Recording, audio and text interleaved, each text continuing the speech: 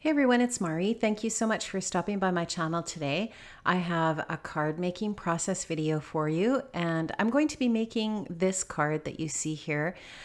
This is a watercolor card, and I'm going to be using the products that you see on my desk here. So I'm going to be using this Nina Desert Storm cardstock for my base today, and I'm going to be using this gorgeous Concord and 9th stamp set called Hello Lovely.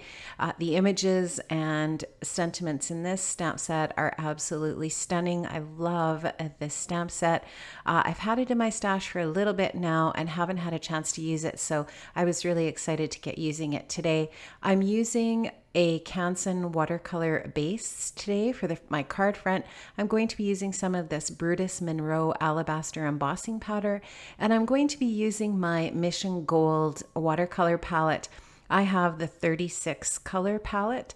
You can see here that there's more than 36 colors in this swatch sheet, but that is the set that I have. I purchased that on Amazon a while back. I love these watercolors. They're my favorite watercolors in my stash. I'm also going to be using this paintbrush here. I'm going to just be using the larger one. I don't end up using that silver one, but I'm going to be using this Princeton Neptune number 8 for all of my watercoloring today. I'm also going to be using this My Favorite Things rectangle stacks die. I'm going to be using the largest die to cut out my card front today for my card. I'm also going to be using this Thanks Painted Thanks die from Simon Says Stamp, and I'm going to be using this really pretty Nouveau Drops in this color is called, I'm just trying to see it on the bottle here, it's called Red Berry, I believe. And so you can see all of the different products there that I'm going to be using. I'm going to now take my powder tool, my anti-static powder tool, and just treat my Canson watercolor paper here for my card front. I'm going to be doing the embossing on that card front. I want to just make sure that my embossing powder only sticks to my Versamark ink and not to the watercolor paper anywhere else. I'm going to apply my Versamark ink to part of the stamp here. Now I am going to just stamp in 2 corners, and so I'm just going to position my stamp on my MISTI here in a way that it will just create that stamped image in that top corner there, and I'm going to duplicate that same process for the bottom corner diagonally across from this corner. So I'm just applying my Versamark ink there. I've stamped it a couple of times just to make sure that I have a nice solid image. And then I'm going to go in with my Brutus Monroe alabaster embossing powder here. This is a white embossing powder. It is lovely. I really like using this embossing powder. It creates just a really nice, solid, shiny white image for you. I'm going to heat that up just by applying a little bit of heat to the back and the front, mostly to the front, but sometimes I like to heat up the back as well, and just to make sure that my paper doesn't warp too much and even out that heating process. Once that's all heated up, I'm going to repeat that whole same process again for the other corner. I'm going to move my stamp around a little bit. I want the the top corner to have more of the image on it than the bottom corner. So I'll be using more of the stamped image for the top than the bottom. And you'll see that when I start my watercoloring, but you can see here that I have more of that image being stamped in this section, and that will be the top of my card. So I'm not going to show you all of this process again, it's just the exact same thing. And now I'm going to start watercoloring with my Mission Gold paints. Now I'm only going to actually use 3 colors for my watercoloring today. I'm going to use 2 different colors of pink and 1 color of green. Now what I'm going to do is I'm going to go into those areas where the flowers are, and I'm going to just put some water down in those areas. The beautiful thing about watercoloring using an embossing powder is it's super, super easy to do. The water stays contained in all of those little channels that are created by the embossing powder. And you just, you put your water in. If you want to go wet on, if you want to use a wet on wet method, which I really like doing with watercoloring, I think it's super easy. You just wet your area and then go in with your color. You'll see me doing a few things to manipulate the depth of the color, and I'll explain that as I'm going through here. So I'm just going to go in with a wet brush here, pick up some of the color.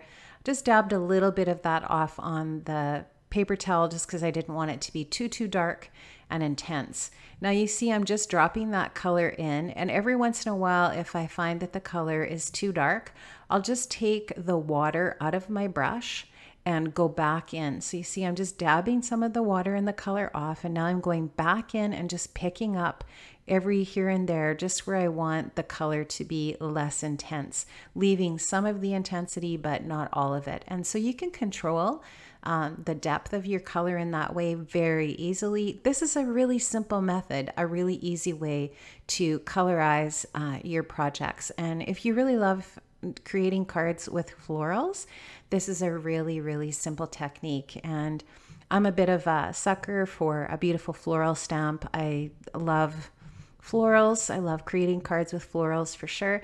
And I just absolutely am in love with this Concord and 9th stamp set. I think it's so pretty. So you're just going to see me continuing that process.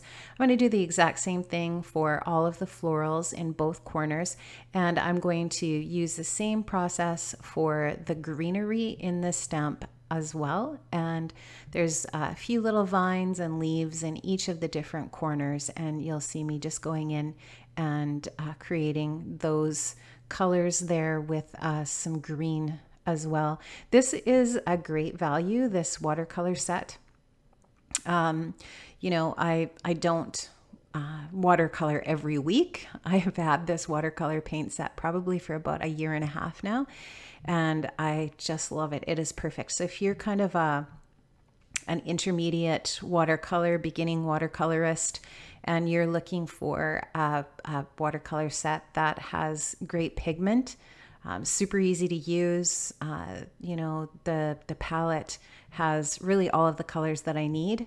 This is a really great start. And every once in a while on Amazon, these do come on sale, and you can get them quite cheaply. So just go ahead and zip over to Amazon and check it out. If I remember, I will leave a link to this watercolor set in the description box below. I'll try to remember to do that.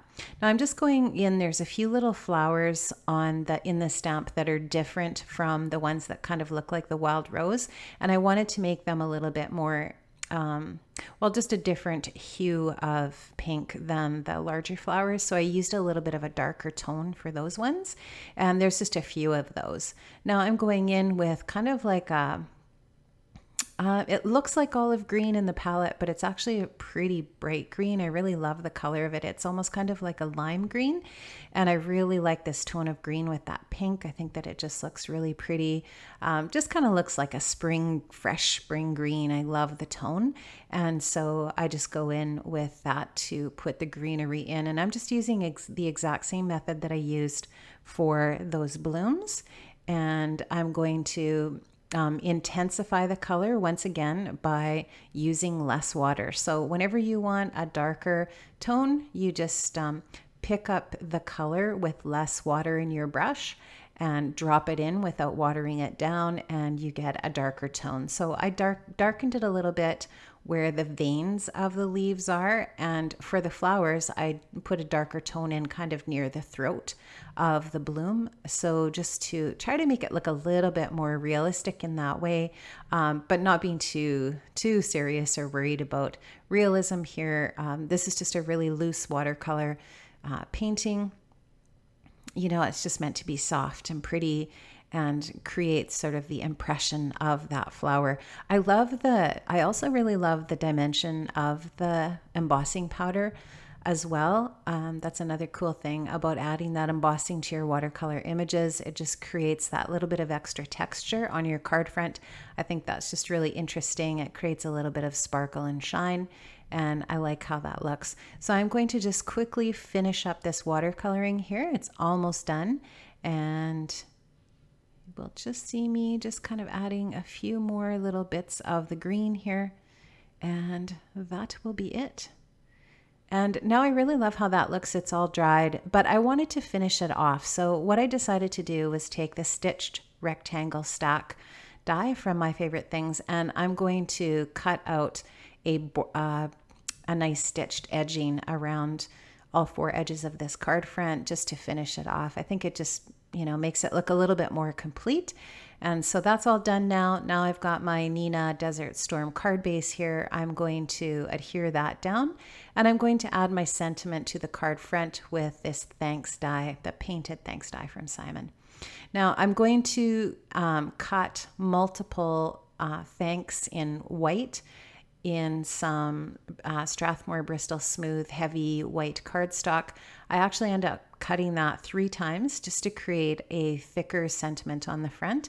I'm going to stick those together with my Nuvo glue pen. This thing works so well. I love it. I love it for this kind of an application of adhesive where you've got kind of like just this really fine area. I'm going to say that the white cardstock bits stuck together really well with that glue pen, but this glitter paper didn't want to adhere as well. So I ended up going back and adding a little bit of Tombow Mono to that as well. But as far as just the regular cardstock sticking together with that Nuvo pen, it worked fantastic.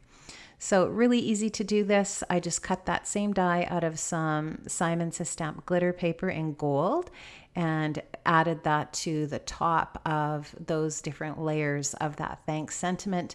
And I'm going to just stick that on, adhere that onto my card front eventually here. Now I want to pop my watercolor paper up off of the card base. So I'm just going to add some 3M foam tape. And you'll see that I'm just going to add that to the edges and the center of my card, and I'll adhere that down. And then I'll stick my thanks sentiment to the front. I'm just going to remove that release paper off of there and get this positioned, centering it to the front of my A2 size side fold card front. And I have a ton of thank you cards to make, guys. I have had lots of stuff going on, lots of things to be thankful for, so much gratitude to the people in my life and in our life as a family. We've just, you know, we have so many people to thank for bringing food to the house and helping with the wedding and just so many things that we want to thank people for. So I'm just making a bunch of thank you cards for that purpose, to make sure that people are properly thanked for all they've done for us. It's amazing.